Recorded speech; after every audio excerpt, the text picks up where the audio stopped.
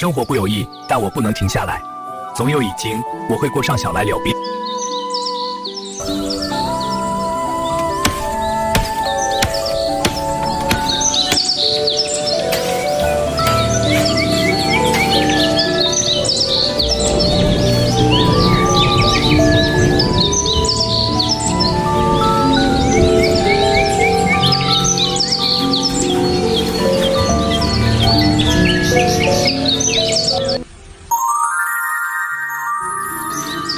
你没干吗？先吃点东西吧。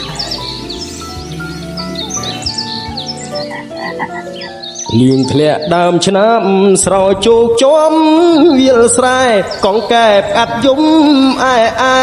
ធម្មជាតិប្រែពណ៌ស្រស់ថ្លារួយអមលាស់ថ្មីឃើញស្រែនឹកស្រីជីវ៉ាស្នាមស្នេហ៍ក្រោមដួងចន្ទ្រាក្លិនជាប់នីសាមអមស្រែដួងចិត្តលៀងធ្លាក់ដើមឆ្នាំបងច្រៀងចាំខ្វាយខ្វាយនឹកណាស់អមស្រែ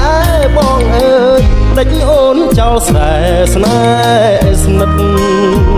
ដីថ្មីទីក្រុងធ្វើឲ្យអូនលងខ្លះចិត្តលិញស្រែធ្លាប់ស្មោះណែតនិតដីធ្លាប់អាណិតថ្នាក់ធ្នមស្នេហាអោបេះដូងអើយបៀមជាប់តែទុកចិត្តខ្វល់មិនសុខនៅនឹករលឹកអមស្រែបុប្ផាធ្លាប់ដោះដី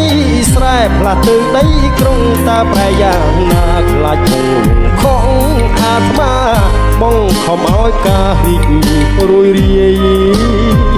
លៀងធ្លាក់ដើមឆ្នាំរៀមច្រៀងផ្ដាំតាមទឹកសូមអ្នកជួយនាំចិត្ត